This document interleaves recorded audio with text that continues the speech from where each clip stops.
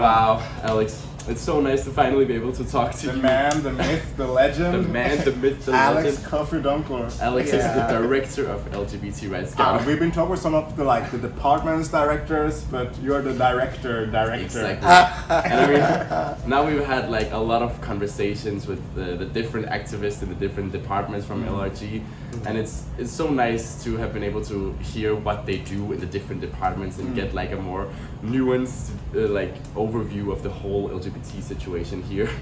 And they're all just so amazingly skilled and talented and so passionate in what they do. So how did you gather such a great team? I think that almost everybody in the team I have come across or interacted with one way or the other, and I've had like various conversations with them, especially on queer related issues, and I have seen the passion and the enthusiasm. And I want to believe that when you spoke to each and every one of them, they all had like different dynamics and different approach, and they're also working like in different areas or different fields in which they are working from. And I would say really interesting, and they work so well and they work gracefully in those places because those are the places that right from the onset they find it comfortable doing, right? So because then it's really a very difficult field. It's very it's incredibly challenging, Just being a queer person itself is challenging enough, but to go one step further of saying that you are not an activist, that is another difficulty enough. You can be an activist wherever, but then also going even further to say you're a community organizer, right? Where you organize community, you mobilize community, you work with community in various areas. That is a whole new level, And to do that gracefully in an environment like this can only come from a place of passion. But I think also when people are doing this work, right, and as you're saying, it's like extremely challenging. And you also run into certain crisis, right? And it even be like in your personal life with your family and everything. Maybe not everyone is equally excited that you're now an LGBT activist, community organizer, right? So I can imagine. That's also a big part of what they would then come to you with. Now you're my leader, and I have the situation on my hands, and I'm worked up. It must be challenging to also be that for the people working around you. It's interesting, right? Because I would say I am the complete opposite of myself from growing up, right? I used to be very shy, incredibly reserved, and just you don't see me twice in places. You only see me once, and then you just see me one time. Just but to see someone like me to come to the forefront and then to the leadership front would only mean that it is an agency, right? And it takes that agency for people like me to see me, stepping my foot there and saying, yes, something needs to happen. Otherwise, then it shouldn't happen to me. I don't think it should happen to me. Okay. And I mean, you can really sense that urgency that you have, and that everyone here, they can feel the urgency, and they're working with a certain urgency because things have been moving fast, right? It's not even that long since you first started organizing. It's 2018? 2018, yes.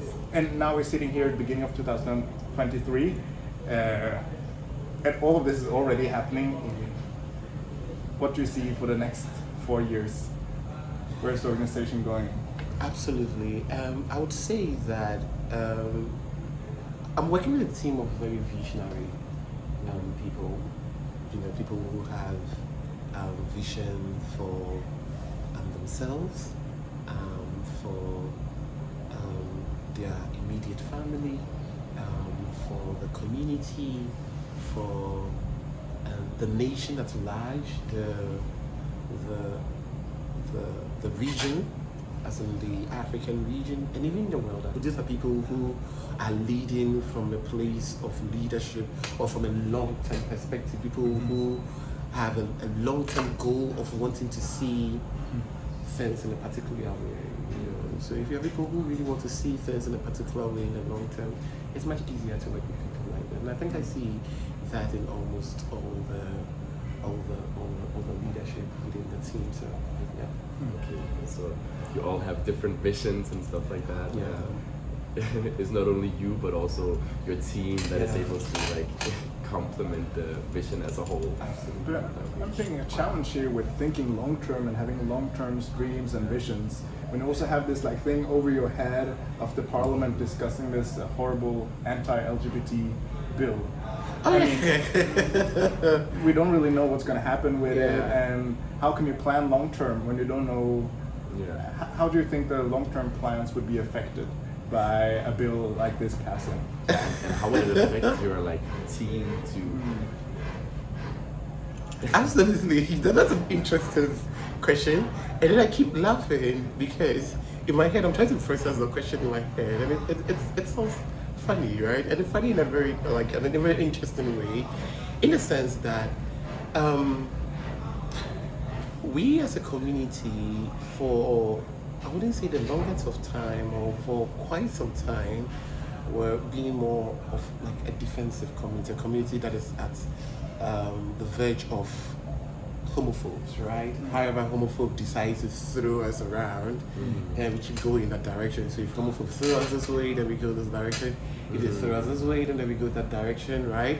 So we are a community of people who are directed by homophobes, which is bullshit. It should never happen to anyone, any individual, not even limited to the LGBT community alone. Any Ghanaian should be able to live up to their potential in Ghana. So anything that derails that progress is a barrier to the country itself, and the country needs to do something about it. So I would say that the Parliament having bills, the Section 104 of the Criminal Code, the Bibles and the Quran and every other religious books, and people's perceptions and supposed cultural beliefs, that tries to undermine the lives of queer people. As a matter of fact, it's going to be there. It's just going to be that thing that is always there. But I don't think that should limit one from, living up to their lives. One of those long-term projects, it's here. Yeah, it is. right over here, right now. Yeah. There's like a masterclass going on with some people coming together to share experience related to graphic design, right? It's like skills sharing and empowerment, so people can go out and get jobs within that field. Yeah. And I think even from the conversations we've had with the extremely talented people that you've gathered in LGBT plus Rights Ghana, they're telling us that even for them, it's difficult to go out there and find jobs in Ghana right now because of the economic situation. So why is skills development, economic empowerment, stuff like this something that you should be doing as an LGBT rights organization? Why is this relevant for LGBT rights? If you are a student going to school in Ghana and your sexuality is perceived or known while you are in school, the possibility of you being sexual in school is very high. And it's happening to so many Ghanaians who are either perceived or known to be queer people in the secondary We've schools, heard that right? a lot. Yeah. Now, even when you go through all these ranks, and then get the opportunity of, getting, job within the government or any private or any of the mainstream organizations or institutions, your perceived or known sexual orientation might lead to your dismissal from the job. And so clearly, and even from homes, there are some family members who would not necessarily support another family member because they've known or perceived the person to be an LGBTQ person. So what I'm basically saying is that in terms of unemployment, it's incredibly high within the community, right? And in Ghana, money really speaks, because any queer person who has a job and is working, trust me, their family member would know about their sexuality but would turn a blind eye to it. I am a living example of that. My family knows about my sexuality, but then they wouldn't really necessarily come for me because what I'm paying school fees for some nephews and nieces and cousins and all these other people who rely on me for support, So why would you want to target me? Wow. Nah, So like for a queer person to be economically empowered, it has an impact on like how even their immediate family is going to okay. relate to them, Yeah, exactly. and how Wow. the society or the environment in which they live are going to relate to them, and then how even the nation itself is going to relate to them. Because if we currently know our economic power, then we can go on the table with the government and begin to bargain with them. This is our economic power. These are the resources, or this is what we are contributing to the economy. If you do anything to derail our efforts, then that's what you are losing as a country. And I don't no serious country would want to lose any of its population as a result of whatever reason, unless the country is not serious to begin with. And I do not want to believe Ghana is not serious. I'm not going to say it here. So yes, we want to believe that we are a serious country. So if we are serious, then we also need to be serious about our population. Everybody counts, irrespective of their sexual orientation. So what you see here, yes, it's true, is an economic empowerment initiative called Impact Queer Ghana. So the Impact Queer Ghana is a vision from the welfare department of LGBT Rights Ghana, and it's a bigger vision, and this is just one part of the vision. So it's looking to have a collective or a team of economically empowered LGBTQ persons, right? So those who undergo master class and then they graduate to having their own professional work going on for themselves. That is going to go on. Here we have graphic design and photography currently running. Graphic design have started their class, and that's their class. Photography started online. They're going to come in person in the coming days. So these are just the two main courses that are running now. We hope to even add videography to it. We also want to delve a little bit even deep more into some of the tech areas, which are some of the tech areas that we can. Well, one colleague of mine was saying, suggested DJ, like DJ is a job that people really haven't paid attention to. Apart from that, we also really want to go into agri, right? So we have agricultural initiative, because we currently have a land, and I think that's a long story, but that's another time we can have that. But we have a land that we are hoping to have a long-term initiative or development of those land, but in the short term, we want to start using part of the land to do some economic or some agricultural, organic farming and all other, some sustainable form of farming. And so for this year, we are hoping to start an initiative like that. Next year or even this year, what we are also hoping to do is that there are also some queer persons who already have startup businesses, right?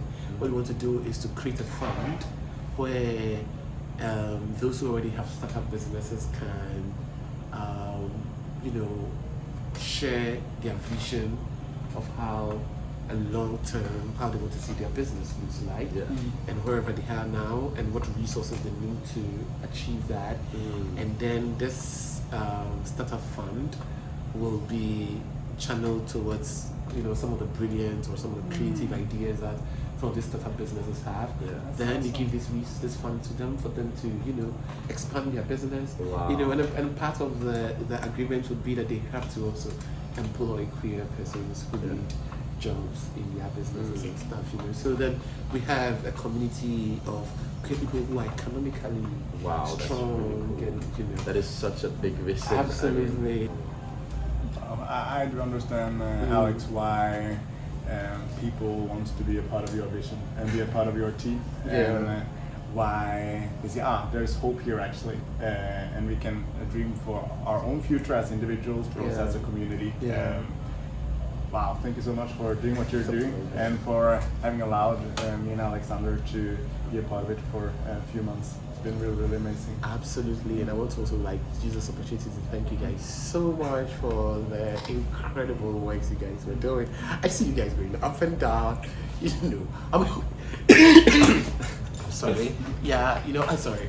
I might be in my room for most times sometimes, but I do come out, I do see things, or I do observe stuff. You know, I observe things in my own way, and I would say you guys have been amazing. I do get the feedback from all of the departments that you've worked with, and it's been amazing. And you guys have been incredible. And of course, for the fundraising, it's, you know what, see, we need money.